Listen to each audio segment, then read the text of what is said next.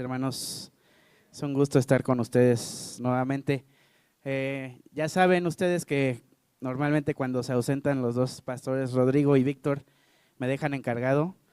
Yo no sé si es una buena señal de que confían lo suficiente en mí o simplemente no les gusta escuchar mis sermones. Pero bueno, hoy vamos a estudiar o vamos a meditar más bien en esta pregunta que se llama ¿cómo puedo creer si tengo dudas? Cuando Rodrigo me invitó a predicar en esta serie le dije, ok, pero quiero ser el último sermón para cerrar con broche de oro. Y entonces yo escribí mi sermón pensando que este iba a ser el último, pensando que iba a resolver todas las dudas que tuvieran. Sin embargo, la serie se extendió. Creo que es algo bueno a través de las preguntas que hemos hecho como iglesia. Hay algunas que no pueden ser contestadas tan fácil, que nos dejan pensando un poco más, y Rodrigo ha decidido hacer más sermones para contestar estas preguntas que se han tenido. Pero bueno, antes de empezar a pensar en esto, ¿cómo puedo creer si tengo dudas? Quisiera ponernos en manos de nuestro Dios. Padre, te damos gracias porque nos permites estar aquí el día de hoy congregados para escuchar tu palabra. Espíritu Santo, te pedimos que abras nuestros oídos para escucharla, nuestras mentes para entenderla y nuestros corazones para atesorarla. En el nombre de Cristo Jesús, amén. Vayamos a nuestro texto del día de hoy, que está en el Evangelio de Juan, capítulo 20, versículos del 24 al 29. Y les pido que sigan con su vista. Es el Evangelio de Juan, capítulo 20, versículos del 24 al 29. Dice: Tomás, al que apodaban el gemelo y que era uno de los 12, no estaban con los discípulos cuando llegó Jesús. Así que los otros discípulos le dijeron: hemos visto al Señor. Mientras no vea yo la marca de los clavos en sus manos y meta mi dedo en las marcas y mi mano en su costado, no lo creeré, repuso Tomás. Una semana más tarde estaban los discípulos de nuevo en la casa y Tomás estaba con ellos. Aunque las puertas estaban cerradas, Jesús entró y poniéndose en medio de ellos los saludó. La paz sea con ustedes. Luego dijo a Tomás: pon tu dedo aquí y mira mis manos. Acerca tu mano y métela en mi costado, y no seas incrédulo, sino hombre de fe. Señor mío y Dios mío, exclamó Tomás. Porque me has visto, has creído, le dijo Jesús. Dichosos los que no han visto y sin embargo creen. Esta es una de las historias más famosas en la Biblia acerca de los discípulos. A través de los evangelios hay ciertas historias que hacen famosos a algunos discípulos e incluso hacen que conozcamos a los discípulos con algún apodo. Algunos ejemplos son el escritor de este evangelio, Juan. Muchas veces se refiere a él mismo como el discípulo amado. Entonces, así lo conocemos. También a través de los relatos sabemos que Santiago y Juan eran muy impulsivos y les decían los hijos del trueno. Este texto hace que conozcamos a Tomás como quién. Tomás el incrédulo, ¿verdad? Hace muchos años acudí a una serie de conferencias de Ligonier.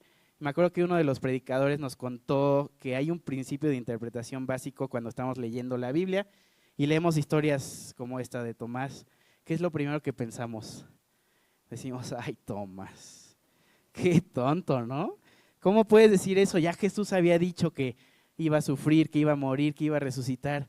¿No habías visto hace apenas unos días cómo resucitó a Lázaro? Y seguimos leyendo nuestra Biblia. Nos encontramos a Pedro negando a Jesús. Ay, Pedro, qué tonto. Y seguimos leyendo y vemos casos y casos de gente que no hace lo que nosotros creíamos que es lo correcto, o lo que pensamos que tal vez nosotros haríamos. Sin embargo, este principio de interpretación bíblica dice que cuando leemos estas historias, nos tenemos que detener a pensar por qué están estas historias escritas en la Biblia. No están simplemente para que nos burlemos de las personas que están en la Biblia o pensemos que somos mejores que ellos. Al contrario, estas historias están escritas en la Biblia para que nosotros podamos decir: yo soy igual. Cuando han leído esta historia de Tomás, ¿alguna vez han pensado: yo soy igual? Pollo el incrédulo. ¿Y ustedes, hermanos, qué piensan que hubieran hecho si estuvieran en el caso de Tomás? ¿Hubieran actuado diferente? Yo creo que haría lo mismo que Tomás, la verdad. Yo creería que los otros discípulos me están haciendo una muy mala broma. ¿Cómo voy a creer que Jesús casualmente se aparece a todos los discípulos justo cuando no estoy yo? No, eso no es algo que haría Jesús, eso no es algo que Jesús haría conmigo. ¿Qué habrían hecho ustedes? Tal vez nos gustaría pensar que hubiéramos actuado diferente, pero la verdad es que no. Todas estas historias en la Biblia son un reflejo del corazón humano y lo que está mal dentro de nosotros.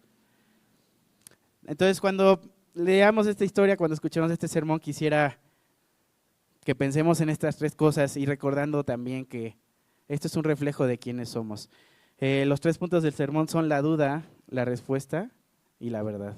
La duda, la respuesta y la verdad. Veamos qué pasa con la duda.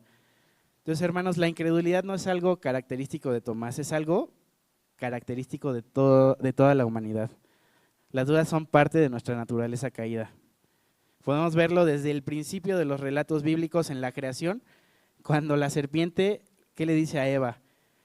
Le dice, no es cierto que van a morir si comen de esta fruta. Dios sabe muy bien que cuando coman de este árbol se les abrirán los ojos y llegarán a ser como Dios, conocedores del bien y del mal. Y a partir de ese momento donde la serpiente siembra esa duda en el corazón de Eva y del hombre, a partir de ahí toda nuestra historia se ha visto plagada de dudas. Lo vemos a través de toda la historia del pueblo de Israel en el Antiguo Testamento. Siempre vemos que el pueblo se enfrenta a momentos de duda hacia Dios, desde el desierto, incluso antes de conquistar la tierra prometida. Moisés envía a unos espías para que vieran cómo era la tierra, para ver si la podían conquistar. Sin embargo, ellos dudan de la promesa de Dios, ya que veían que había pueblos muy poderosos viviendo ahí. Después vemos historias de los profetas, donde la Biblia nos narra que Dios tenía que enviar a estos profetas elegidos para convencer al pueblo de sus dudas y una y otra vez atraerlos de regreso a Él. También es algo que estaba considerado dentro de las leyes israelitas.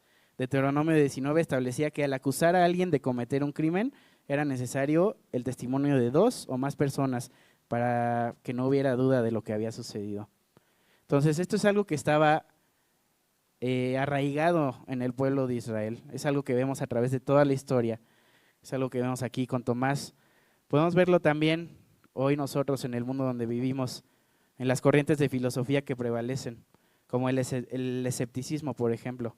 Esta es una teoría del conocimiento que afirma que la verdad no existe, o que si existe, nosotros somos incapaces de conocerla. Y el escepticismo nos llama a que no confiemos en nada y que pongamos en duda cualquier hecho, opinión o creencia. Y hoy con el avance de la tecnología esto es más prevalecente en nuestras vidas que nunca. Tenemos, por ejemplo, la inteligencia artificial. ¿Algunos de ustedes han caído en videos generados por inteligencia artificial? Yo les puedo contar que vi un video tan bonito. Era un video de una cámara de seguridad que estaba apuntando al patio de una casa donde había un brincolín. Y en la noche se suben unos conejos blancos preciosos y empiezan a saltar en el brincolín. Yo dije, qué increíble. Hasta que alguien me dijo, no, pues es IA. Y desde entonces ya no puedo creer en nada de lo que me enseñen, ninguna foto, ningún video. Y es lo conveniente de tener nuestros celulares aquí, ¿no? Cuando alguien nos cuenta algo, no le creemos, dudamos. Mejor lo googleamos a ver si es cierto y ya es ahí donde podemos empezar a creer. Mientras no vea yo la marca de los clavos en sus manos y meta mi dedo en las marcas y mi mano en su costado, no lo creeré. Hermanos, es el pensamiento de toda la sociedad, es nuestro pensamiento, ver para creer. Esta postura de Tomás se ha vuelto algo que define nuestras vidas y nuestras relaciones. Nos cuesta mucho trabajo creer en algo que no hemos visto, Somos incrédulos, igual que Tomás. Y la pregunta que estamos tratando de contestar hoy es, ¿cómo puedo creer si tengo dudas? Sin embargo, ya vimos que nuestra naturaleza es dudar de todo. Entonces, seguramente vamos a tener dudas. Podemos cambiar un poco la pregunta y decir tal vez, ¿cómo puedo creer a pesar de mis dudas? ¿Qué puedo hacer con mis dudas?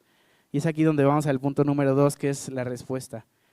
Si vamos al texto, los primeros versículos, a partir del versículo 26, dice, una semana más tarde estaban los discípulos de nuevo en la casa y Tomás estaba con ellos. Aunque las puertas estaban cerradas, Jesús entró y poniéndose en medio de ellas, los saludó. La paz sea con ustedes. Luego dijo a Tomás, Pon tu dedo aquí y mira mis manos. Acerca tu mano y métela en mi costado. Y no seas incrédulo, sino hombre de fe. La Biblia nos muestra cómo la duda ha sido algo constante a través de la historia de la humanidad. Sin embargo, también nos muestra cómo Dios no rechaza ni hace a un lado a aquellos a quienes dudan, sino que responde con paciencia y amor. Quisiera ver 3 ejemplos, particularmente de cómo Jesús responde ante las dudas de sus discípulos, dejando esta historia de Tomás al final. Primero quisiera hablar de Juan el Bautista. Juan el Bautista fue el último gran profeta antes de la llegada de Cristo. Y los evangelios nos narran cómo Juan nace de manera milagrosa, ¿no? Es hijo de Zacarías y de Elizabeth, ambos ya de edad muy avanzada, y Elizabeth era estéril.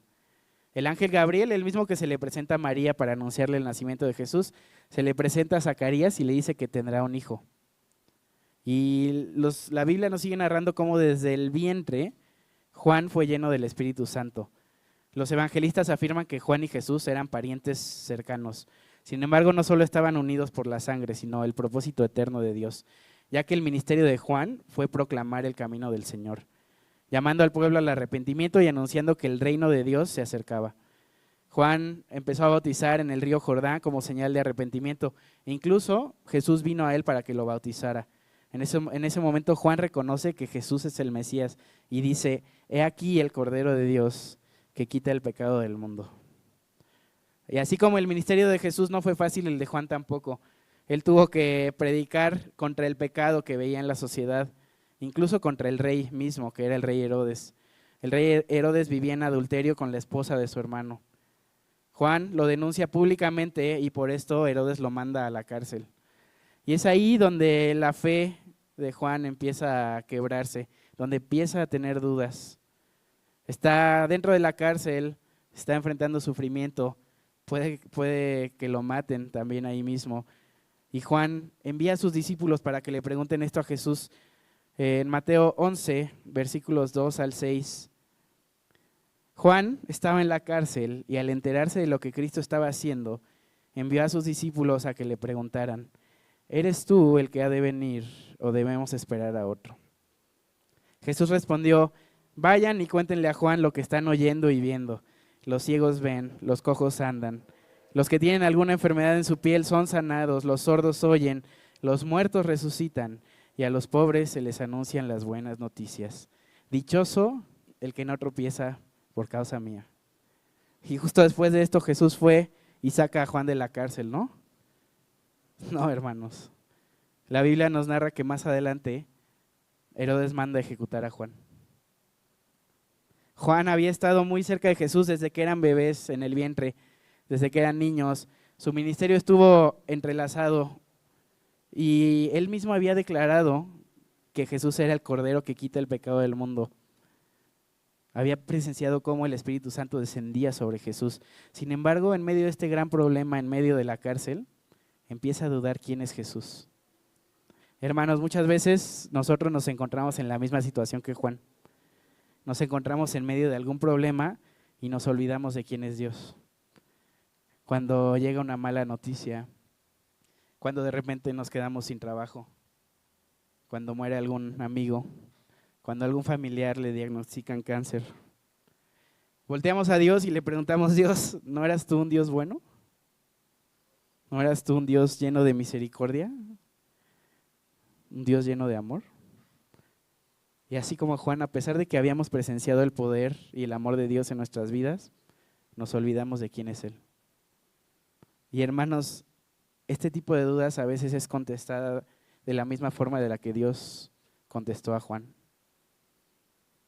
Cuando Juan estaba en la cárcel, Jesús le contesta: sí, yo soy el que soy, yo soy el Mesías. Los cojos saltan, los ciegos ven. Y Dios así nos contesta a veces: sí, yo soy Dios todopoderoso, bueno, lleno de misericordia, fiel.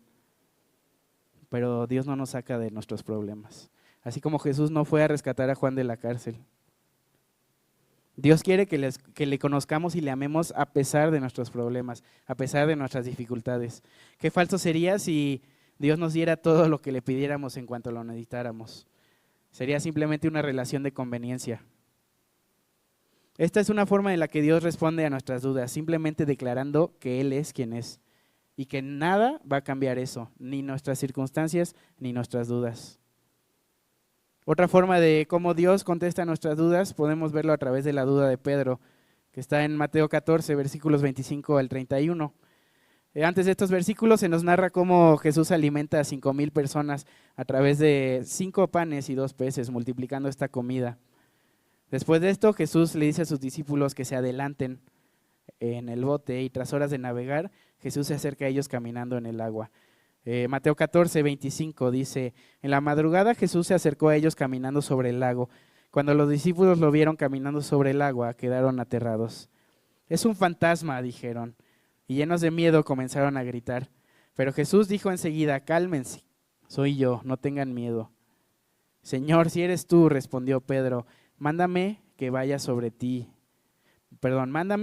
a ti sobre el agua. Ven, le dijo Jesús. Pedro bajó de la barca y caminó sobre el agua en dirección a Jesús, pero al sentir el viento fuerte tuvo miedo y comenzó a hundirse. Entonces gritó, Señor, sálvame. Enseguida Jesús le tendió la mano y sujetándolo lo reprendió.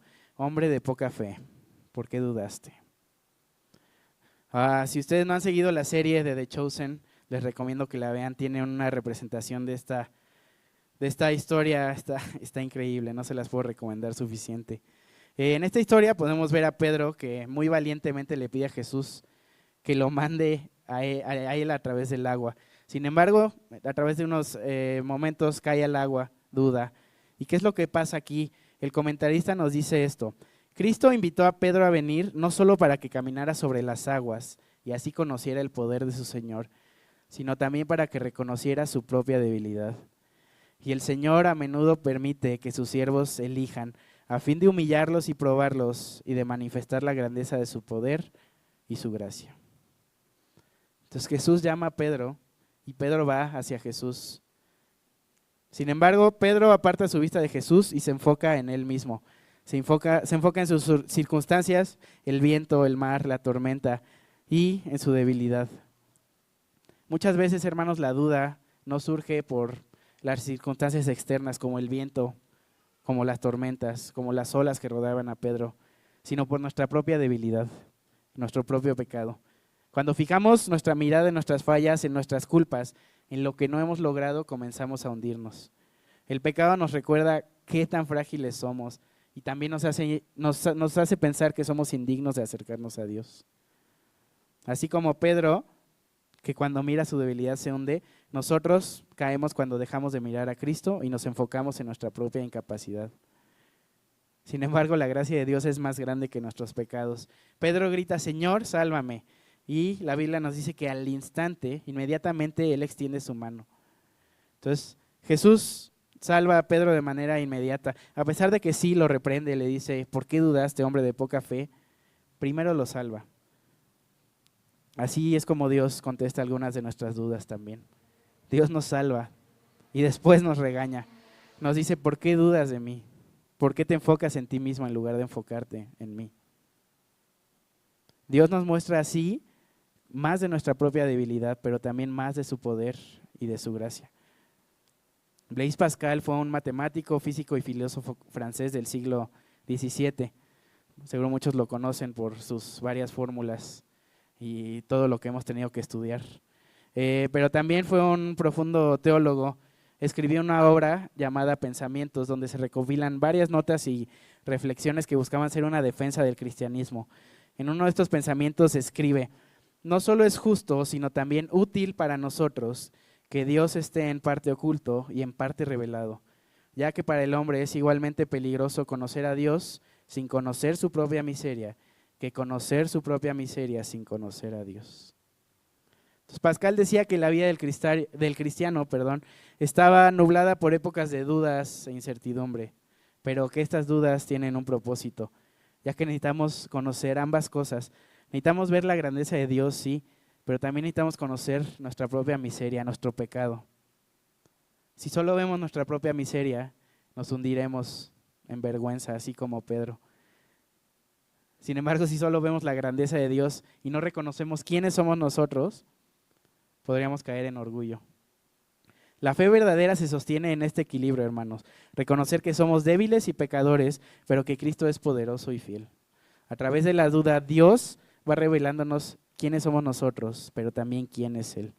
Y es aquí donde llegamos a la historia de Tomás que estamos leyendo. Yo no sé ustedes, hermanos, pero a mí se me hace bastante intencional esta prueba de Tomás. Jesús, después de resucitar, como les dije, se aparece a todos los discípulos excepto a Tomás. Después los discípulos van y muy felices le cuentan a Tomás. Sin embargo, aquí es donde Tomás hace esta declaración de incredulidad. Mientras no vea yo la marca de los clavos en sus manos, meta yo mi dedo en las marcas y mi mano en su costado, no lo creeré. Sin embargo, después de esto, la Biblia nos dice que Jesús no se le vuelve a aparecer a sus discípulos por una semana más. ¿Se imaginan? Yo me imagino que Tomás les decía a los discípulos, ¿ven? ¿Qué les dije? ¿Por qué Jesús no se ha vuelto a aparecer? Yo creo que se lo imaginaron. Igual algún discípulo llegó a creer que sí se lo habían imaginado. ¿Y por qué Jesús tarda tanto tiempo en aparecer otra vez? ¿Habrá estado muy ocupado? No, hermanos, esta es otra forma en la que Dios contesta nuestras dudas. Tal vez es la forma más común, a través del tiempo.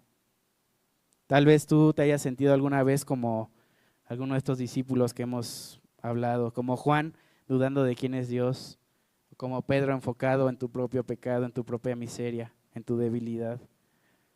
O como Tomás negando de forma rotunda la posibilidad de creer en algo. Dios podría responder a nuestras dudas de forma directa, ¿están de acuerdo? Él podría aparecerse de manera majestuosa y poderosa, de forma que no haya duda quién es Él.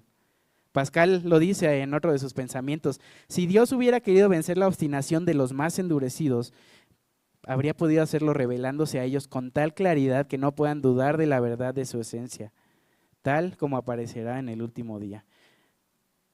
Pero Dios no quiere mostrarse así a nosotros, al menos no ahorita. Dios, a través de su gracia y amor, nos da tiempo. Y a través de este tiempo, hermanos, Él se va revelando poco a poco a través de su palabra, a través de la oración, a través de nuestra convivencia con nuestros hermanos en la iglesia. Y nos va mostrando quiénes somos nosotros, débiles pecadores, pero también quién es Él, fuerte, paciente, amoroso. Jesús estaba trabajando en la vida de Tomás. Se espera una semana más para verlo. No sabemos qué es lo que estaba pasando en la vida de Tomás. No sabemos por qué Jesús quería trabajar tan especialmente con él. Pero lo que sí sabemos es que a través de este tiempo, a través de esta semana, Tomás cambia radicalmente su postura. Llega Jesús otra vez con los discípulos, se aparece en medio de ellos y se dirige directamente a Tomás y de una forma tan amorosa no lo regaña, sino que le ofrece sus manos y su costado. Le dice: ven, Tomás, mete tu dedo en mis manos, mete tu mano en mi costado. Sin embargo, la Biblia no nos dice que Tomás haya hecho esto. En su lugar queda impactado ante esta revelación y hace esta hermosa declaración: Señor mío y Dios mío. Señor mío y Dios mío, exclamó Tomás.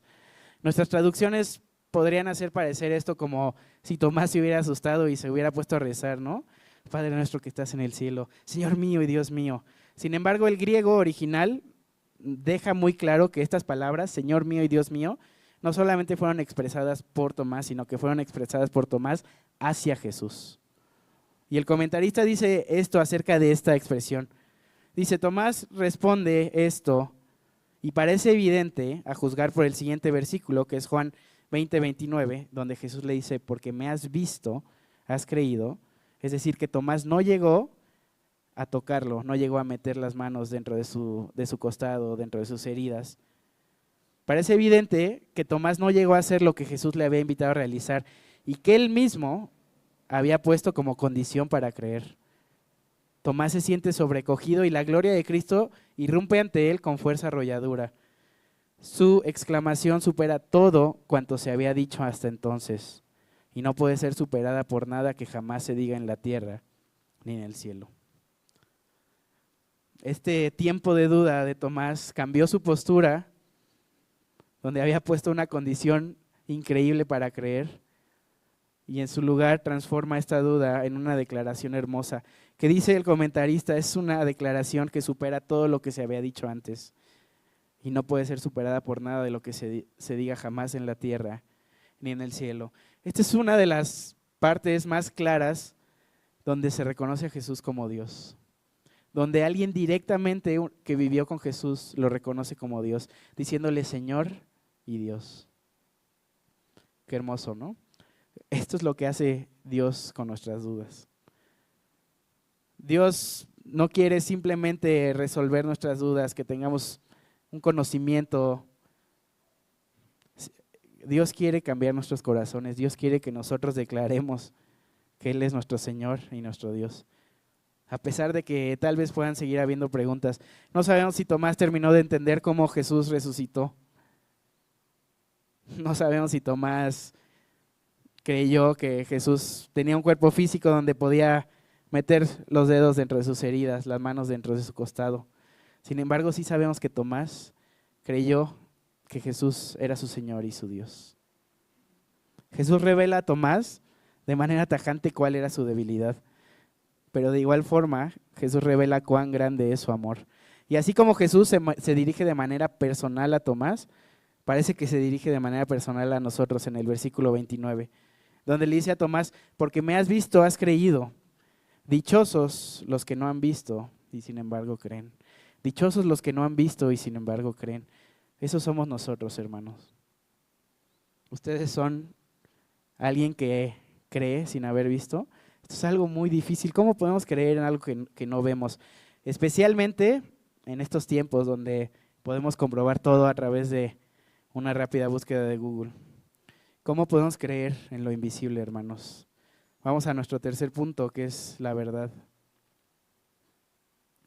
San Agustín fue un teólogo que vivió en el siglo IV y él dice que sí, la duda es parte de la naturaleza humana, pero también es parte de la naturaleza humana tener fe en lo que no se puede ver. En su juventud, Agustín formó parte de la corriente filosófica del escepticismo. Sin embargo, él rechaza esta postura por completo y escribe lo siguiente para todos los escépticos de esa época. Dice Agustín, hay quienes piensan que la religión cristiana es algo que deberíamos despreciar, porque en ella no se muestra lo que se ve, sino que se ordena a los hombres creer en cosas que no se ven. Sin embargo, incluso aquello que no se ve debe ser creído. Quien quiera que seas, que no creas sino solo lo que ves, he aquí, los cuerpos, las acciones, los ves con tus propios ojos del cuerpo. Las voluntades y los pensamientos propios que están en tu mente, no necesitas verlos, ya que están dentro de ti. Los ves con la mente misma. Pero dime, te ruego, dice Agustín, ¿con qué ojos ves la voluntad de tu amigo hacia ti? Ninguna voluntad puede ser vista con los ojos del cuerpo. ¿Qué? ¿Ves también en tu propia mente eso que sucede en la mente de otro? Porque si no lo ves, ¿cómo recompensas la buena voluntad de tu amigo si no crees en lo que ves? Digo, en lo que no ves. San Agustín llama a los sentimientos o a las intenciones la voluntad. Y San Agustín dice, esto es algo que creemos sin ver. Continúa diciendo, ¿quién podrá ser amado por alguien con afecto mutuo, siendo el amor mismo invisible, si lo que no veo no debo creer? Por lo tanto, perecerá toda la amistad. Y al perecer la amistad, perecerá a su vez el matrimonio, las relaciones de parentesco, porque en estas también existe sin duda una unión amistosa de sentimientos. Por consiguiente, los cónyuges no podrán amar a su vez, puesto que cada uno no cree en el amor del otro, porque el amor mismo no se puede ver. Tampoco anhelarán tener hijos de quienes no creen que les correspondan. Y si tienen, y estos hijos nacen y crecen, mucho menos amarán los padres a sus propios hijos, cuyo amor hacia ellos no verán en el corazón de estos hijos, pues es invisible.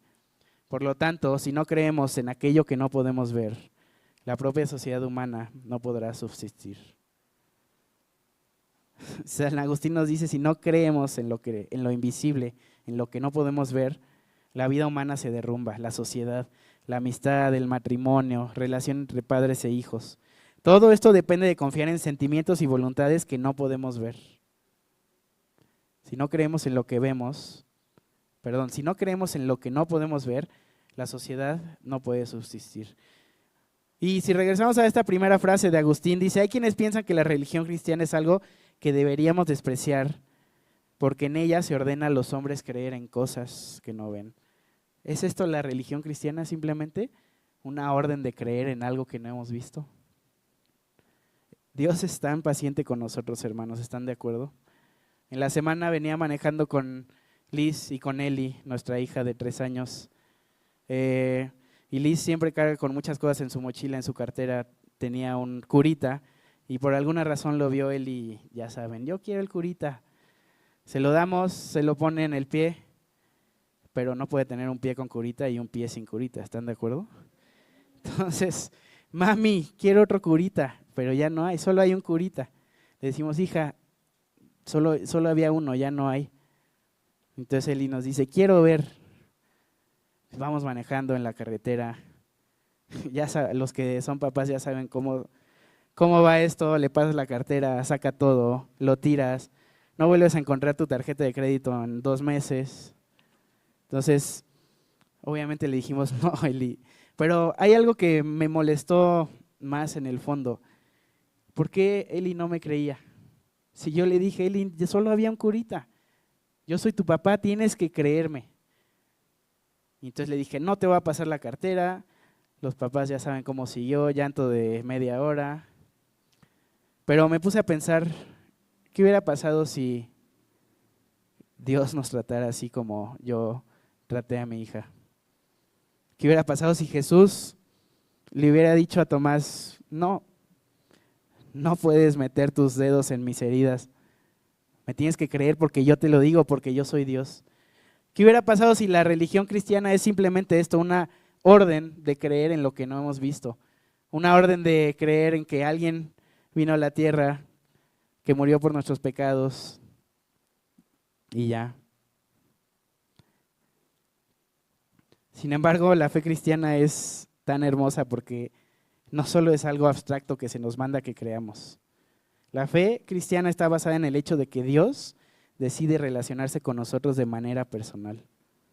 Dios no nos salvó de una manera abstracta, como vemos en el Antiguo Testamento muchas veces, hablando a través de una nube, a través de profetas, sino que Dios decide enviar a su Hijo al mundo para salvarnos.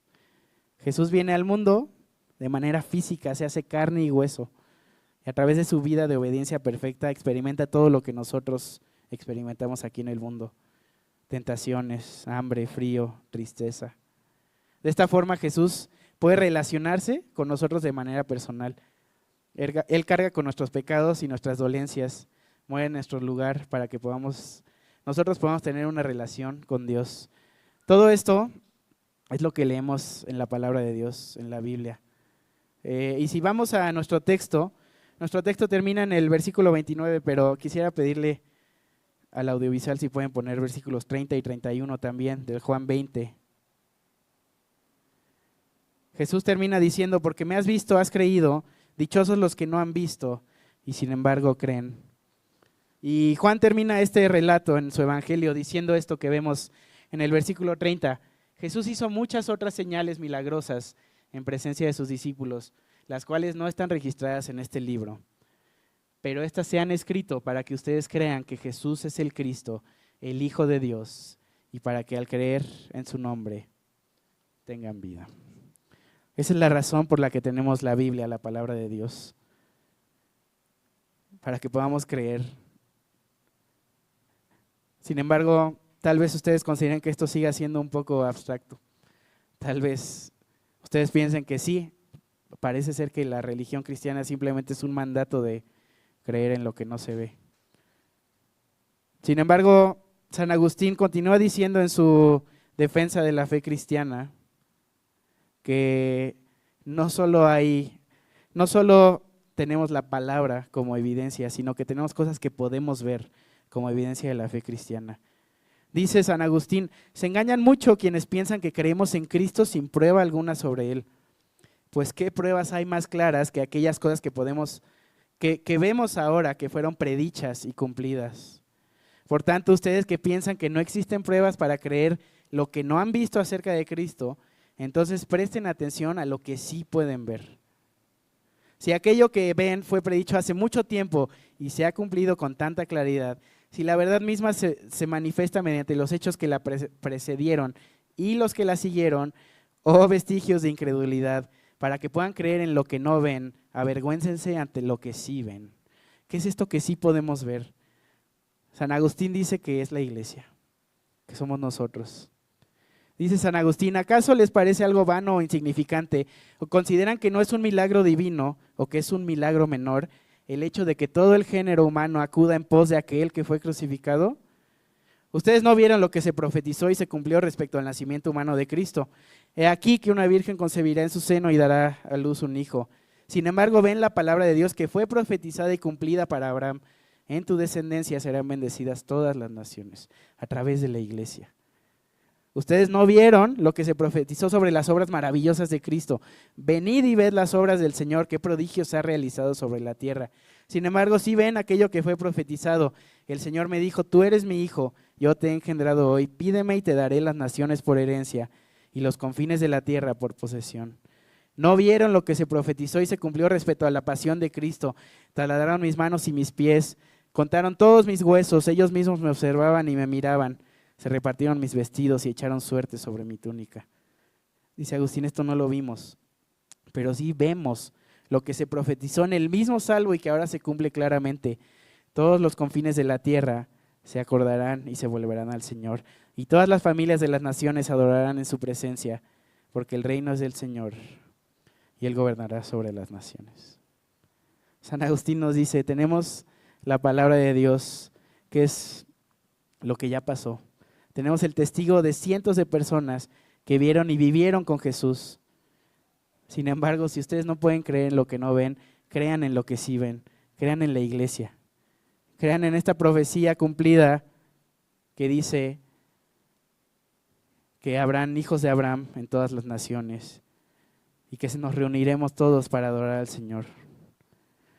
Dios es tan paciente y tan amoroso con nosotros. Regresamos a la pregunta de nuestro sermón, ¿cómo puedo creer si tengo dudas? El Señor nos ha dejado un relato histórico en su palabra, donde podemos analizarlo, podemos verlo, podemos buscar acerca de todo esto. Sin embargo, si eso no es suficiente, el Señor nos dejó también su iglesia. A través de nuestros hermanos podemos ver cómo el Señor es una realidad en sus vidas, cómo el Señor ha cambiado sus vidas, sus corazones. Podemos resolver nuestras dudas. Tal vez yo no entiendo algo, pero seguramente algún hermano sí lo entiende. Dios muestra su voluntad para con nosotros a través de la vida, la muerte y la resurrección de Cristo. A través de esto podemos conocerlo y creer en Él. Y también Dios nos deja la iglesia, una comunidad de creyentes, donde podemos venir y dejar nuestras dudas. Dios nos invita a traer las dudas a Él. Así como Jesús vimos a través de los relatos del Evangelio, que resolvía las dudas de sus discípulos, que los invitaba a venir a Él. Dios de igual forma hoy nos está invitando a venir a Él, si tenemos alguna duda. Sin embargo, hermanos, no siempre Dios va a contestar nuestras dudas. No podemos reducir algo divino a un entendimiento humano. Sin embargo, a través de la Biblia, Dios nos deja cosas que ya se han cumplido, cosas que se están cumpliendo ahora, y también nos deja una promesa, una esperanza. Como dice Pascal, en este mundo Dios siempre estará parcialmente oculto, siempre vamos a tener dudas. Sin embargo, Dios nos da una esperanza en la Biblia. Nos dice que Jesús va a regresar. Nos dice que cuando regrese será revelado con todo su poder y gloria, de forma que nadie tenga duda. Toda rodilla se doblará, toda lengua lo confesará. La justicia de Dios será revelada y por fin lo veremos cara a cara y nuestras dudas serán despejadas. Hermanos, en lo que llega ese hermoso día, oremos porque Dios nos sostenga en medio de las dudas y la adversidad, que cada día nos revele más su voluntad de amor. Padre, oramos con las mismas palabras de San Agustín que dicen, pero ustedes, amados, que tienen esta fe o que han comenzado a tenerla, dejen que crezca y se fortalezca en ustedes, porque así como las cosas temporales han venido tan predestimadamente anunciadas, así también vendrán las cosas eternas, las que han sido prometidas. Gracias, Dios, por darnos a Cristo, el camino, la verdad y la vida. Gracias, Jesús, porque a pesar de nuestra incredulidad, tú no te alejas de nosotros, no nos das la espalda. Al contrario, nos invitas a que examinemos tus heridas, hechas por amor a nosotros. Dios, te pedimos que te reveles a nosotros a través de las dudas, que éstas sirvan para conocerte más, para conocer más tu amor, para fortalecer nuestra fe. Dios, mantenernos firmes en tu verdad hasta que podamos verte cara a cara. Oramos en el nombre de Cristo Jesús.